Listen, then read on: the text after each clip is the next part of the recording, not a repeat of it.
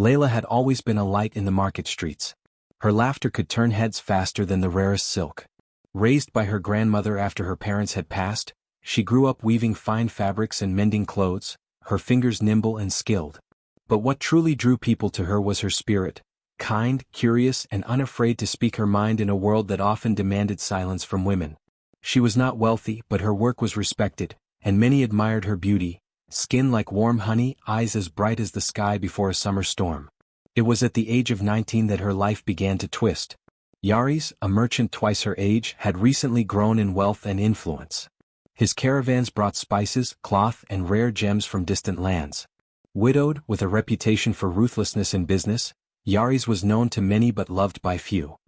He had seen Layla at market one day, her hair pinned with simple beads, her laughter ringing through the stalls, and decided he would have her, no matter her wishes. At first, Yaris sent gifts, silk scarves, tiny bottles of perfume, gold coins left anonymously. Layla returned them all. But her grandmother grew worried. "He is a man of power," she warned. "To refuse him too often is to invite trouble." And so, after weeks of pressure from Yaris and quiet fear from her only living relative, Layla relented. The marriage was arranged quickly, with little joy. The wedding was cold. No music, no dance. The fine house Yaris owned felt like a cage from the first moment she stepped into it. Gone were her cheerful mornings in the market, her work among the weavers. Instead, she was expected to dress in stiff, ornate gowns and sit quietly in rooms gilded with gold but lacking warmth. At first, Yaris was pleasant in public, the image of a proud husband. But behind closed doors he grew tense, watching her every move. He questioned her about her past, about any man who had ever spoken to her. Her smiles at the servants earned sharp glances. Her wish to visit her grandmother was met with cold refusals. His love was not love but possession. Weeks passed. Layla felt her spirit withering. The house seemed to lean in on her, windows narrow and high, doors heavy with ornate locks. The only company allowed her was the cook, who said little, and an old mute servant, Halim, who shuffled about with bowed head. It was one morning at the market square that the breaking point came. Layla had been permitted to accompany Yaris for a brief outing, draped in veils. A young boy, the son of an old weaving friend, ran to her joyfully. "Miss Layla, will you come see our new cloth?" the child cried. Before she could answer, Yaris seized her arm, his grip bruising. "You shame me," he hissed. The crowd turned to look. Whispers spread. That night, Yaris's fury boiled over. He paced the grand hall, hands trembling with rage. "You think you can defy me? Flirt in public like a common woman?" Layla, her voice trembling but steady, replied, "I have done nothing wrong. You shame yourself with this anger." His face darkened. Without another word, he dragged her up the twisting staircase to the top floor, a narrow, dust-choked corridor ending in a heavy oak door. Inside was a small room with a narrow window and a thin cot. No adornments, no comfort. Before Layla could protest, he shoved her inside and slammed the door. The sound of a key turning echoed like a final sentence. Downstairs, Yaris called the servants and spoke coldly. "My wife has fallen ill. She is to be kept apart until she recovers. No one is to disturb her, and no one is to speak of this." Halim, the mute servant, was tasked with sliding a wooden tray of bread and thin soup through a hatch in the door each day. No conversation, no company. The other servants, wary of their master's temper, obeyed, and soon word spread that Mistress Layla was gravely sick. Visitors were turned away. Days passed. Layla's cries at first were loud, pleading, but they were ignored. When her throat grew too raw for words, she sat in silence, staring at the locked door. Hope began to wither. She marked each passing day with a small scratch on the stone wall behind the cot. 1, 5, 10. Outside, the seasons shifted. The narrow window let in slivers of light and nothing more. In winter, the room grew cold. In summer, stifling heat made her dizzy. Yet her spirit did not die. She sang quietly to herself, whispered old stories her grandmother had told her. When grief overwhelmed her, she wept softly into the thin pillow. Sometimes she wondered if the world had forgotten her. But she held on. Somewhere beyond those walls, life moved on. She would see it again. Yaris, satisfied that his control was complete, barely thought of her. He grew richer, traded more, entertained wealthy guests. When asked of his wife, he sighed heavily and spoke of her delicate condition. The lie became accepted. Only Halim, each day sliding the tray, looked into the room with sad eyes. Once, he left a tiny folded flower on the tray, a wordless gesture that brought Layla to tears. 7 years. 2,555 marks on the wall. Her hair had grown long and tangled, her once glowing skin pale and thin. Yet her mind remained sharp. And beneath her quiet sorrow, a single ember of defiance burned. She would not be broken. One day, somehow she would leave this room. Whether by the door or another way, she would breathe free air again. And deep in the bones of that old house, something else had begun to stir, something long forgotten, listening to her whispered hopes in the dark. In the dim, narrow room, where light struggled to reach and air hung still, time lost all its meaning. The only proof that days passed came from the single sliver of sunlight that crept across the floor at certain hours, a thin blade of gold that Layla would watch with careful eyes, knowing it marked the turning of the world outside her prison. At first, in those early weeks, hope had fluttered in her chest. She would be let out soon, she had thought. Yaris would cool his anger. Someone would ask after her, someone would come. But no one came. The marks on the stone wall behind her narrow cot became her only companions. The first row she scratched with her fingernail, soft, tentative, counting the days. After the nail split and bled, she used a sharp stone pried from the edge of the floor. 1, 2, 3, 10, 30, 100. Rows upon rows, one beneath the other, climbing up the cold wall. Months turned into seasons. The air shifted, chill winds crept through the small barred window in winter, making her shiver beneath the thin blanket. In summer, oppressive heat pressed down, and the stale air refused to move. Her simple linen gown faded and frayed. Her once glossy hair became a tangled mass. Her skin, once warm with life, paled like bleached bone. Her meals were meager, a small tray with stale bread, thin soup, sometimes a shriveled apple, always the same. The tray came through a small wooden hatch at the bottom of the door. Layla never saw the servant's face fully, only a fleeting glimpse of old, gnarled hands, the quiet shuffle of feet. She had learned the servant's name in passing. Halim, an old man bound to Yaris by debt or fear and long since robbed of his voice. In the first months Layla had shouted, screamed, pounded her fists bloody against the thick oak door. She called for help, for mercy, for anyone who might hear beyond these cursed walls. But there had been no answer. Soon after, her voice had gone raw.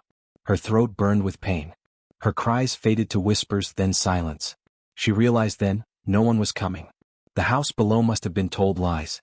The world beyond likely thought her long gone, sick, dying, mad. She stopped screaming. But she did not stop thinking. To let her mind rot in this place would be a second death. So Layla clung to the small rituals that kept her sane. Every morning, when the light slashed across the stones, she would rise and whisper the names of her parents, her grandmother, her old neighbors. She would hum the lullabies her grandmother once sang when Layla was small. When the shadows grew long, she would count her heartbeats between the clicks of the old beams overhead. And every day she marked the wall. A ritual of stubborn defiance. Halim, though silent, showed the only kindness in that bleak life. Once, after months of silence, Layla had scratched a tiny message on the side of the tray, "Are you there?" The next day, a dried sprig of lavender lay beside her bread, a wordless answer. Tears had burned down her cheeks that morning. And so they communicated through simple gestures. A folded scrap of paper. A smooth pebble. A tiny carved bird that Halim had slipped into her soup bowl once, risking Yaris's fury. Each gift a small light in the darkness. But 7 years is a lifetime. Her body changed. Once bright eyes grew hollow, her cheeks gaunt. The gowns that had once wrapped her like a jewel now hung limp. Her hair grew long, brushing the floor in tangled waves. When her reflection flickered in the dim glass of the window, she barely recognized herself. Yet her spirit, battered as it was, remained. "I will not be broken," she whispered often, a vow in the stillness. "I am more than this cage." From her window slit, Layla sometimes caught the scent of rain, or the cry of birds beyond the stone. On stormy nights, thunder would rattle the beams and wind would howl through the cracks, a wild, living thing. In those moments she imagined the world still waiting. The village, the market, the sky beyond. 7 years. How she had survived she did not fully know. But she did. Then came the 7th winter, harsh, bitter cold. The wood of the door warped with the damp. Mice crept into the corners. Her bones ached. Her body, frail as it was, refused to yield. Her mind, honed by solitude, sharp as a blade. And something strange began to stir in the house. At night, the floorboards groaned beneath unseen steps. A cold draft brushed her cheek in moments when no wind should move. Shadows shifted in corners where no light reached. Sometimes, as she drifted between waking and sleep, Layla thought she heard voices, faint, hollow whispers and forgotten tongues. The house was old. Older than Yari's. Older than memory. Rumors had always followed its halls, stories of a time when it had belonged to another family long vanished.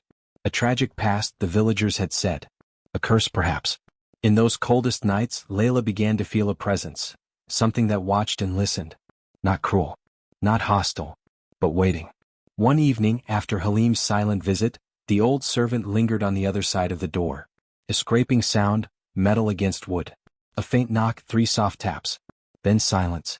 Puzzled, Layla pressed her ear to the door. Faint footsteps retreated down the corridor. Something in her heart shifted. For the first time in 7 years she wondered, could the lock truly hold forever? Could this room, this prison, be so absolute?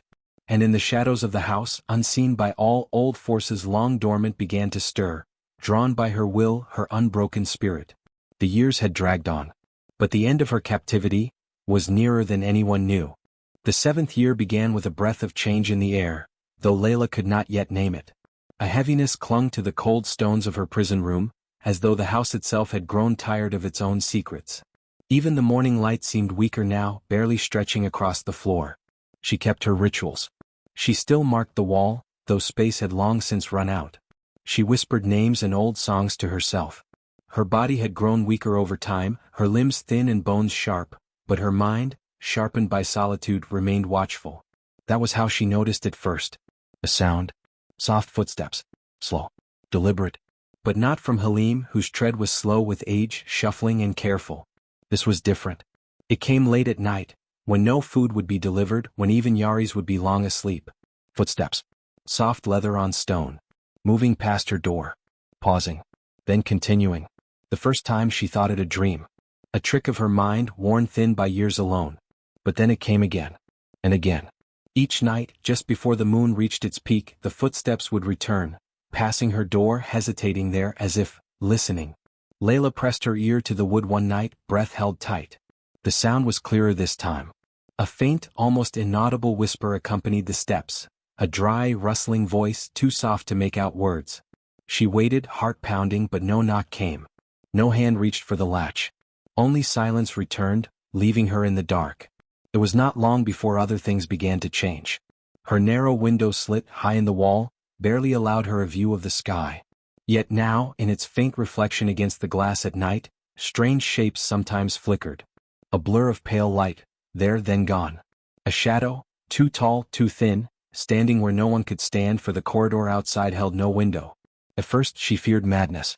7 years alone, was her mind fraying at last? But the cold was real. The temperature of the room shifted. At dusk, a chill would creep over the stones, sinking into her bones. Her breath would mist in the air. Sometimes her skin would prickle, hair rising along her arms and neck, as though unseen eyes watched from the dark corners. One night, when the cold was sharpest, she whispered aloud, not her usual songs or names but a plea. Who is there? Her voice was hoarse, barely audible. But something, some flicker in the air, seemed to stir an answer. The faint scent of old lavender drifted through the room, unbidden. The lavender from Halim's first gift? A memory, or something more? That night she did not sleep. She waited instead, wrapped in her thin blanket, eyes locked on the door. Her heart beat slow and steady, though her breath trembled. And just past midnight they came again. Footsteps. Soft, slow, deliberate. And then, a shadow in the reflection. Faint but undeniable, a tall figure, still as stone, standing just beyond her door. No face, no features, only darkness shaped like a man. For long minutes it remained. Layla dared not blink. Then, without a sound, it faded, leaving behind only a deeper cold. The next day she scratched a new mark into the stone, this time not a tally but a single word, why? No answer came. But the nights continued. The footsteps. The whispering voice. The cold. The shadow. Each time stronger. More present. Desperation stirred in Layla's heart. She was no longer afraid of death, but she feared being forgotten. She feared vanishing into dust, her life erased by Yari's cruelty. So once more she whispered, this time with fierce resolve. If you hear me, if you are here, help me. The words hung in the air, trembling with meaning. And for the first time in 7 years something answered. A soft knock. 3 sharp taps on the door. Not from Halim, he only came by day. And no servant would dare disobey Yari's. The sound came again. 3 knocks. Deliberate. Purposeful. Layla rose from her cot, trembling. She pressed her palm to the door. The wood was cold as ice. She whispered again, "Please? I beg you, help me." Pause. Then a faint whisper, not words, not in any tongue she knew, but a sound like breath through leaves. Tears filled her eyes. For so long her voice had gone unheard. Now, someone had heard. Who or what it was she did not know. But the cold in the air no longer felt menacing. Felt watching. Waiting. That night, as she drifted into uneasy sleep, a final sound echoed through the room. A faint creak as though ancient hinges strained, somewhere deep in the house. Change had begun. The 7th year was not done. And the door would not stay locked forever. The cold grew deeper with each passing night. It seeped into the stones, into Layla's bones, into her very breath. Yet with the chill came a strange certainty: she was no longer alone. Each evening, as the sky faded to black beyond her narrow window, she would sit close to the door, blanket drawn around her shoulders. Her eyes stayed fixed on the shadowed gap beneath the door, her ears attuned to the faintest sound. The footsteps returned night after night, soft and sure, like a memory walking the halls. The shape in the reflection lingered longer now, no longer flickering and fading, but steady, as though observing her as she observed it. And then came the night it spoke. A stillness filled the air as the moon rose. The usual 3 knocks sounded, but when Layla pressed her hand to the wood and whispered, "Are you there?" a voice answered. Not a loud voice. Not one made with breath or throat. It was a sound that echoed faintly in her mind as though carried on wind and stone, a soft, resonant tone. "I remember you." The words were simple, yet they struck her to her core. Tears sprang to her eyes. 7 years had passed since anyone spoke to her with kindness or memory. 7 years with only her own voice for company. She pressed her forehead to the door. Her breath came in trembling gasps. "Who are you?" she whispered. Silence. Then, "One who once knew joy and sorrow. One bound to this place." The voice, though strange, was not cruel.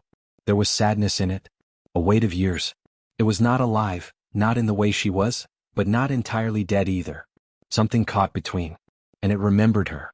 Through the haze of tears, Layla found her voice again. "You know me?" Another pause. Then softer, "I remember the girl who laughed in the garden. The girl who sang by the fountain." Layla. Her heart twisted. It was true. In those early months of marriage before the shadows fell, she had often wandered the merchants' gardens, singing, hoping to bring some brightness to the cold house. But who could have heard her then? Who was this presence? Night after night she began to speak. At first with hesitation, then with growing trust.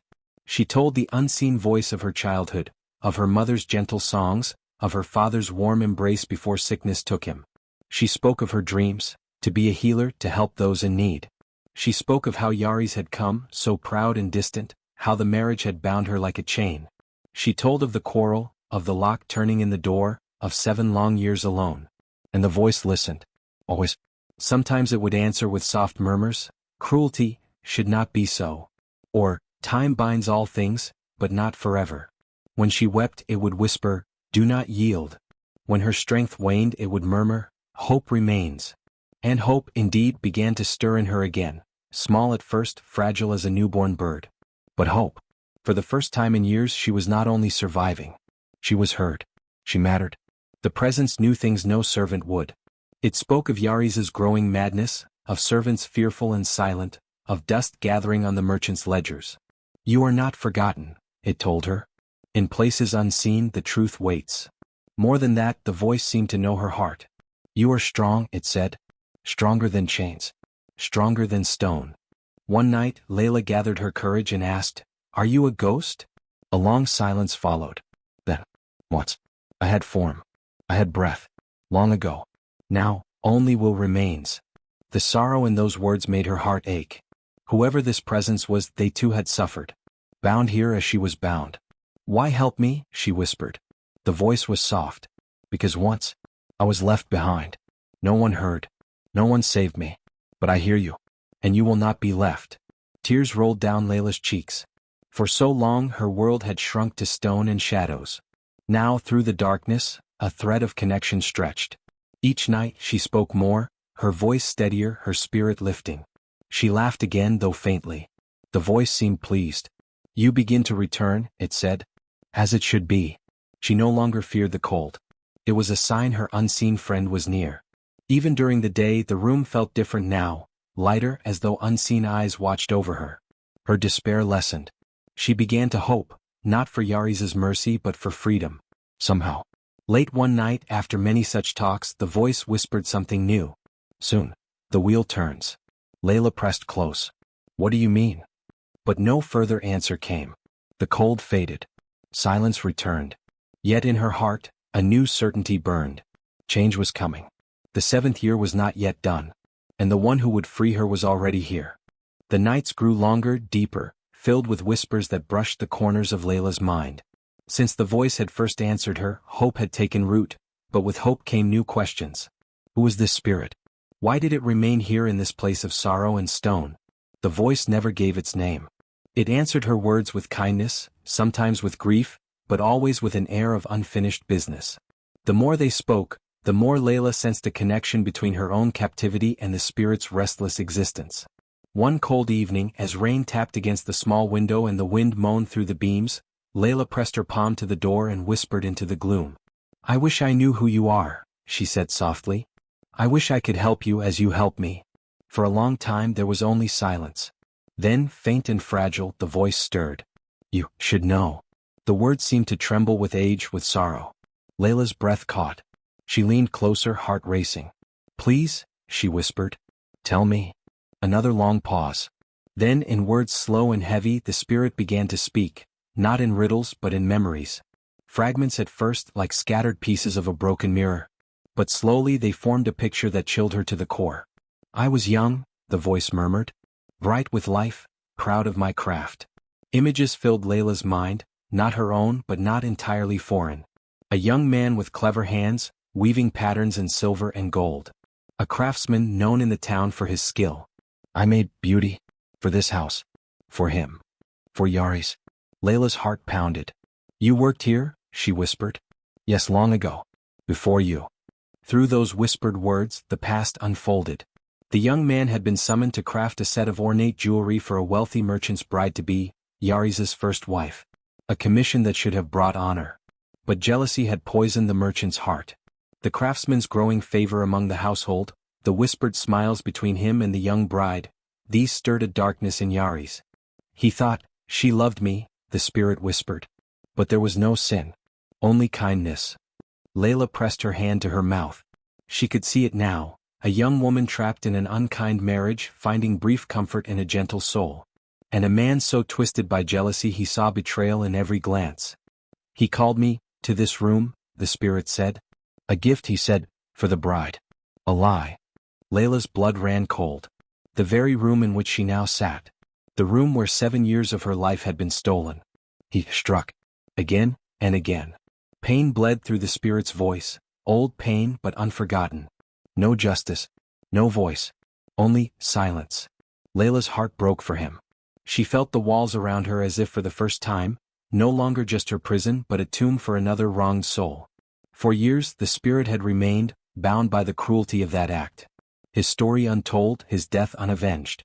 Until her own suffering had called to him, pulling him from the depths of despair.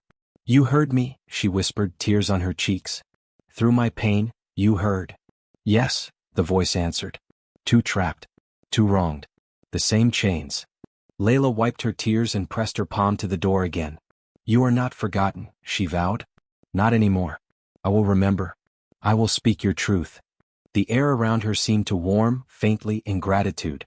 Night after night, more fragments came, of the young craftsman's life, his dreams, his love for art, his hope before darkness fell. A name finally emerged, Idris. Layla whispered it with reverence. Idris. The spirit seemed to sigh, a sound of both sorrow and peace. You give me voice. With this truth, Layla's purpose deepened. She was no longer only waiting for freedom. She had a promise to keep. Justice to bring, not only for herself but for Idris. Her days became sharper, her mind clearer. The long fog of despair began to lift. And Idris spoke with more urgency now. Time turns. Soon. Layla did not know what fate approached, but she no longer trembled at it. With Idris beside her, she had strength again. In her heart, she swore, this house would no longer be a place of silence. The truth would be known. For herself. For Idris. For all who suffered unseen. The days passed slowly, but change was in the air.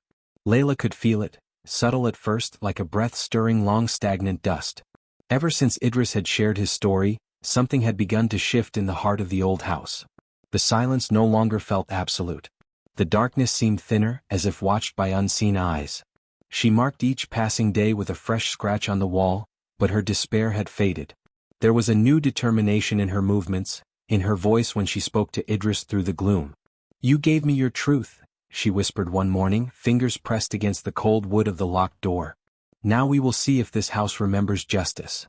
That very evening the first sign appeared. As the last of the pale sunlight faded from her small window, a faint vibration passed through the floor. Layla froze mid-step, heart racing. The heavy iron lock, long untouched, gave a soft, strained creak. For the first time in 7 years the metal seemed alive. Not from any human hand, but as if responding to something older, deeper. She pressed her ear against the door. There was no sound from the hall beyond, only the soft groaning of the old wood and a faint, rhythmic pulse in the metal itself. She could sense it now, Idris's presence stronger than ever, filling the space between her and freedom. The next morning, as the old servant pushed her thin meal through the hatch, Layla noticed something astonishing. The iron key, long left in the outer lock as a cruel taunt, was turning to a dull, mottled brown. The metal had begun to rust, its sheen faded. It should not have rusted, Yaris had made sure of that, but now it corroded before her eyes. She touched the inner edge of the door. The wood felt warmer beneath her palm.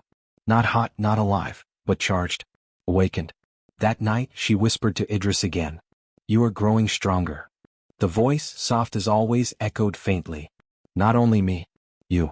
It was true. 7 years of grief had shaped her, but the despair no longer weighed her down. Her mind was sharp, her will fierce. The more she spoke to Idris, the more she remembered the woman she had once been, full of hope, full of life. Now her spirit burned brighter than ever. In the following days, strange happenings multiplied. The hinges groaned with deep, unnatural sounds.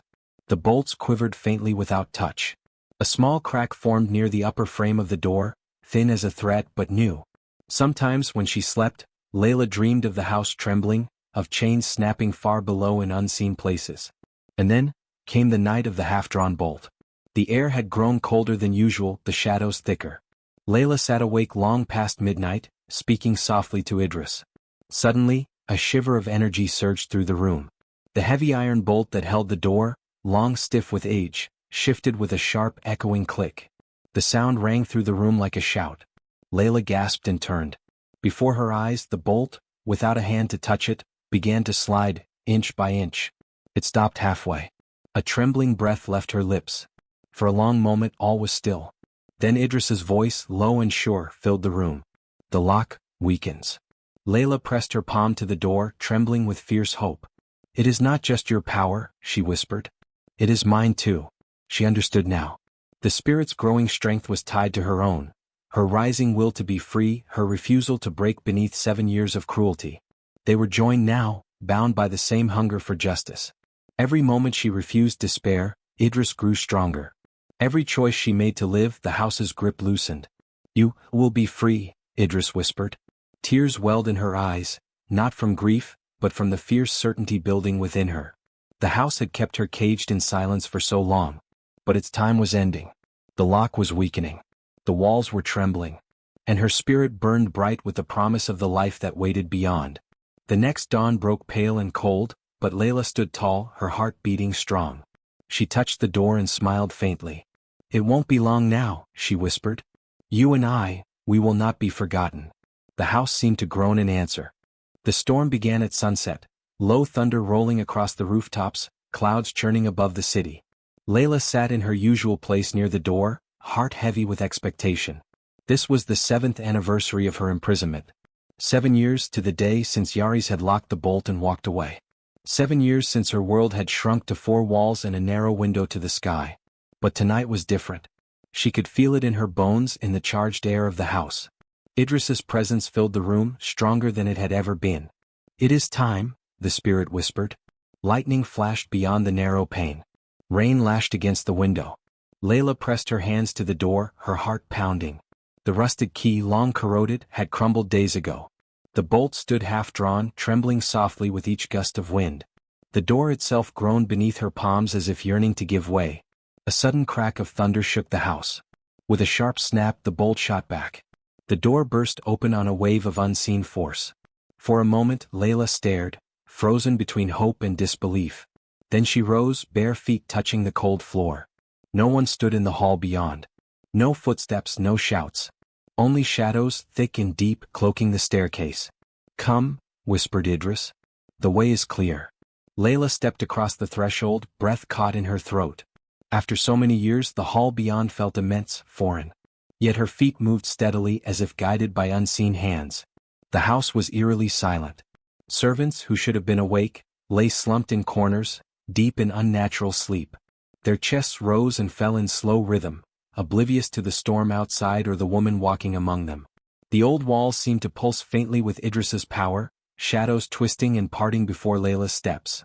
Down the stairs she went, heart hammering, each movement more sure than the last. She passed through the great hall. The tall windows were dark with storm clouds, rain streaking the glass.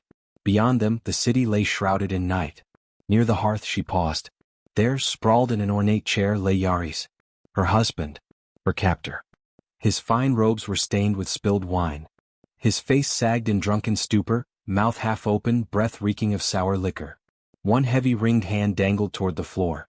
Layla stared at him, this broken, bloated man who had once stolen her freedom. In that moment there was no fear. Only clarity. "You will never hold me again," she whispered. A sudden gust of wind swept through the house, rattling the windows. The flames in the hearth guttered low, then surged high. For an instant, a faint figure seemed to shimmer in the flickering light, a slender shape standing beside her, eyes burning with ancient justice. "Idris." Layla nodded once. There was no need for vengeance. Freedom was enough. Turning, she strode past the sleeping servants, past the silent shadows. At the great doors her steps faltered. Could they truly be open after so long? As if in answer, the heavy iron bolts slid aside with a low groan. The great oaken doors swung wide, pushed by an unseen force. Rain swept in, cool and sharp against her skin. Lightning split the sky, revealing the street beyond, wet cobblestones gleaming, wind tearing through the empty square. Layla stepped into the night. For the first time in 7 years, the open air touched her face. The wind whipped through her tangled hair, the rain washing away the dust of captivity. She stood tall, spine straight, heart alight with fierce joy. Behind her, the house groaned once more, ancient beams shivering. The door swung closed with a deep final thud. She did not look back. Idris's voice echoed soft and proud, "You are free." Layla lifted her chin to the storm. The path ahead was hers to claim, her life to rebuild, her story to tell. And though the night howled around her, she smiled. 7 years had ended. A new dawn waited. Layla's bare feet pressed into the slick cobblestones as she made her way down the deserted street, rain soaking through her thin gown. The wind tore at her hair, lightning illuminating her gaunt face. But her stride was steady, her gaze fierce. She was no longer a prisoner. Word traveled swiftly through the waking village. By dawn, curious faces peeked from doorways, whispers rippling from house to house. Layla? Alive. She had vanished from public sight 7 years ago. Most had believed she'd succumbed to illness or worse. Now here she was, walking openly beneath the storm-swollen sky, her presence undeniable. By midday, the streets swelled with villagers eager to see for themselves. The rain had slowed to a mist, but tension clung to the air, thick as fog. Layla made her way to the central square, where the elders often gathered. Her back was straight, her face pale but resolute. The old merchant Yaris would not control the story of her life any longer. Behind closed shutters, murmurs grew louder. "Did you see her? She looks changed. Could it really be her? She was locked away, that man said she was too ill to be seen." Yaris heard the rumors before Layla reached the square. Red-faced, furious, he stormed into the street, demanding to know who was spreading lies. His voice cracked with desperation. "There is no truth to this. My poor wife, sick for so long, it is not her." But his words rang hollow. For there stood Layla herself, thin, worn by years of confinement, but standing taller than any had remembered. Her eyes, bright with purpose, scanned the gathering crowd. The village elders, drawn by the commotion, arrived in their long cloaks. Elder Hamid, oldest among them, frowned deeply. "Layla, you live." She bowed slightly. "I live." And I have been kept from this village for 7 years, imprisoned by my husband's hand. A gasp rippled through the throng. Faces turned toward Yari's. The merchant's voice rose in feigned outrage. She lies. Grief has driven her mad. My poor Layla, unwell these many years. But as he spoke, something shifted in the air. Candles in nearby windows flickered wildly, their flames stretching unnaturally. The faint sound of footsteps echoed against stone, though no one moved. The villagers hushed, glancing about in unease. Elder Hamid narrowed his eyes. Enough, Yaris. The council will hear this matter. The square emptied save for the council and those with rightful cause to speak. Layla stood before them, her voice unwavering.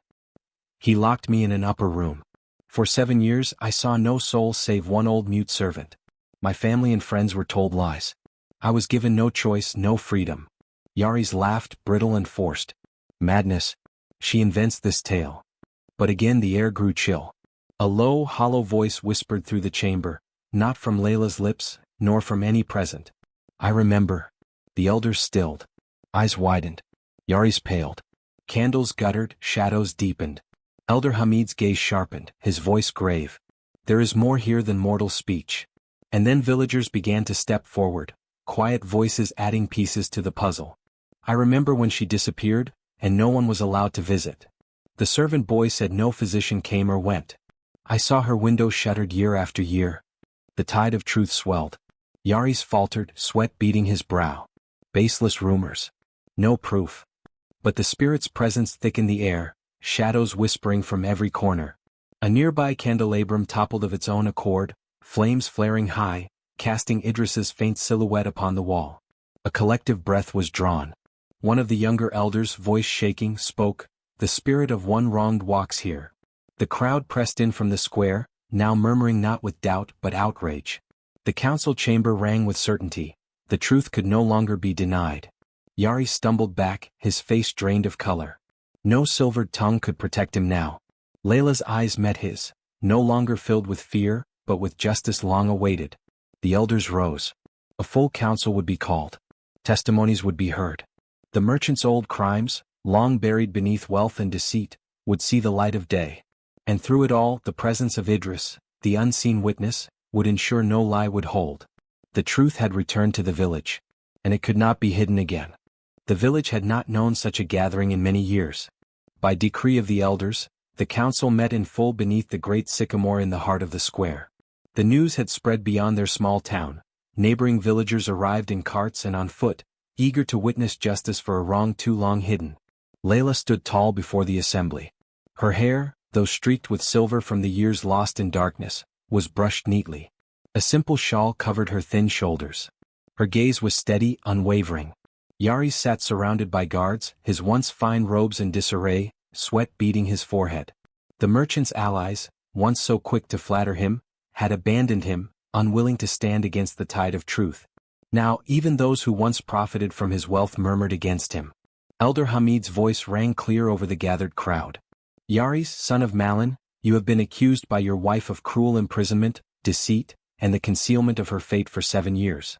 The council has heard the voices of witnesses, and more. A ripple moved through the crowd. Everyone remembered the chilling moment when the spirit's voice had spoken in the council hall. None would forget it. Yari stood, hands trembling. It was grief. I sought only to protect her. She was unwell, touched by melancholy. The door was for her own good. The lies you hear. A flickering wind rose through the square. Candles on the council's table danced. The leaves of the sycamore rustled though no breeze stirred. A whisper, faint but clear, seemed to echo through the space. I remember. The color drained from Yaris's face. The elders glanced at one another, they had felt it too. No more words were needed.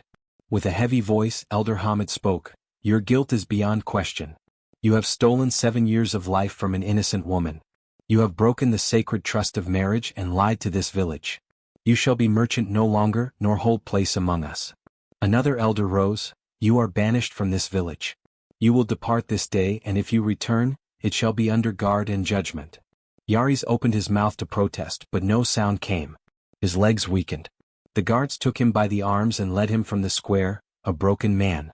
No voice rose in his defense. The crowd parted in silence to let him pass. As he was led away, several villagers glanced at the windows of the merchant's house, the house where Layla had been locked away. Some swore they saw shadows pass behind the glass. Others whispered that justice had not come from mortal hands alone. When the council dispersed, Layla stood in the square, surrounded by friends and strangers alike. Many offered her words of respect, of sorrow for her suffering. Even those who had once whispered gossip about her absence now bowed their heads. The elders granted her back the property in full, lands and household. But Layla chose not to return to the house that had been her prison. Instead, she moved into a smaller cottage on the edge of the village, where light streamed freely through every window. There she began her new life, free at last. The old merchant's house remained shuttered, untouched. No buyer could be found. In time it was left abandoned. Yet children whispered that on quiet nights, footsteps could still be heard pacing behind the upper door, soft and patient. Some said the spirit of Idris remained there, not trapped but watching, ensuring that such cruelty would never again fester in those walls. As for Layla, though her years of captivity could not be erased, her spirit remained unbroken. She began to help other women in the village, those trapped in cruel homes, those silenced by fear. Her voice, once unheard, carried great weight now. In the marketplace and the council square, her presence became a symbol of justice, of strength reclaimed. And from that day forward, no man, however wealthy or powerful, dared believe that such darkness could stay hidden again. In the weeks after the council, life slowly settled into a new rhythm in the village. But for Layla, it was not a return to what once was. How could it be after 7 long years behind a locked door? No, hers was a new beginning. And the people who had once forgotten her now spoke her name with quiet respect. Her small cottage at the edge of the village became a place of refuge. The sunlight reached every room, windows opened to the breeze. Flowers from well-wishers filled the shelves and window sills. Each morning Layla would walk through the market square, head held high. Though her body still bore the signs of captivity, thin limbs, a weariness around the eyes, her spirit shone stronger than ever. At first, the villagers watched her with uncertain eyes. But as days passed, more and more would greet her kindly. Women approached her, quietly at first, telling her stories of their own. Small cruelties suffered, silences kept. Layla listened. Always she listened. The tale of her survival spread far beyond the village. Travelers and merchants passing through carried the story to distant towns. The woman who endured 7 years locked away, freed not by her jailer but by an unseen force. Some told it as a ghost story, others as a tale of justice and courage. One afternoon, while tending a small garden beside her cottage, Layla heard the timid knock of a young woman at her gate. The girl, scarcely more than 17, stood wringing her hands. "Lady Layla, may I speak with you?" Layla welcomed her inside, offering tea. The girl's voice shook as she told her story, an uncle growing too bold, an elder cousin too silent. Layla's heart ached at the familiar pattern of fear. She offered the girl counsel and more, her presence, her strength, her promise to stand with her.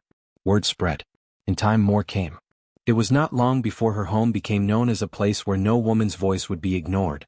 Men who once held sway through intimidation began to tread more carefully, wary of the strength Layla's story had given others. The abandoned house of Yaris, meanwhile, remained untouched. Its shutters hung loose, ivy creeping up the once proud stone. Many swore that on still nights, faint footsteps echoed through the halls, light, measured, neither angry nor sad. It was said that Idris's spirit remained, not in chains but in vigil. Not all spirits, the elders whispered, seek vengeance. Some remain for justice. And some, to watch over those once wronged. Layla herself heard it only once. Late one evening, as she set a lamp by her window, a soft voice drifted through the quiet. "You are free." The words were no louder than the rustle of leaves, no stronger than the sigh of wind. But Layla smiled and whispered her thanks to the air. Seasons turned. The village festival came, and for the first time in years Layla attended. Dressed in a simple gown, her silver-streaked hair unbound, she walked openly among her people. Children tugged at their mother's sleeves to point. Elders nodded in respect. No longer was she a woman to pity, she was one to honor. At the festival fire, one old storyteller, voice rich with age, stood to recount a tale. There was a man of wealth and pride, he began, who thought no law could bind him, no truth expose him. But the wind has ears and the stones remember. And when a spirit stirred, justice rose from darkness, bringing light again. And across the gathered crowd, all eyes turned to Layla. She did not bow her head. She met their gaze and smiled. Years would pass. the village would change. But always when the wind was right, passers-by near her door would pause. Some would claim they heard a voice, a whisper not of sorrow but of freedom. You are free. And so was the story of Layla carried forward, not as tragedy but as hope. A reminder that even in the darkest places light waits, that truth endures, and that no lock, however strong, can forever bind a soul that remembers freedom.